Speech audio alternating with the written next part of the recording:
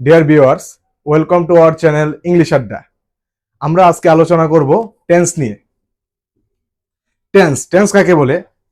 যে সময়ের মধ্যে কোনো ঘটনা ঘটে তাই টেন্স। ধরুন আমি এখন আপনাদের সাথে টেন্স নিয়ে আলোচনা করছি। এটা কিসে? এখন প্রেজেন্টে আমরা এটা কথা বলছি, তাহলে সেটা কি বলবো আমরা? Present tense. এখন এটা 1 ঘন্টা পরে আমি যদি এই কাজটা সম্পূর্ণ হয়ে গেছে, তাহলে 1 ঘন্টা আগের কাজটা হবে কি? Past tense.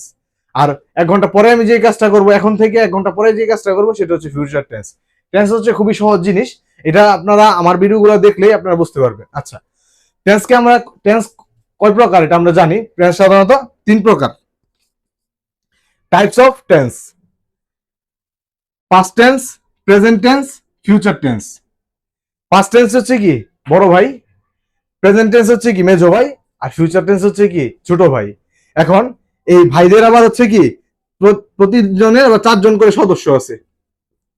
সদস্য সংখ্যা কতজন? প্রতিজনের 4 জন করে সদস্য আছে। পাস্টের আছে 4 জন সদস্য, প্রেজেন্টের আছে 4 জন সদস্য, আর ফিউচারের আছে 4 জন সদস্য। 4 জন করে প্রত্যেকের আবার কি সদস্য আছে। তাহলে আমরা এখন শিখলাম শুধু টেন্স সম্পর্কে। তারপর আমরা পাস্ট টেন্স, প্রেজেন্ট টেন্স ও ফিউচার টেন্স সম্পর্কে এবং তাদের সদস্য সম্পর্কে জানবো এবং সেটা নিয়ে আলোচনা করবো।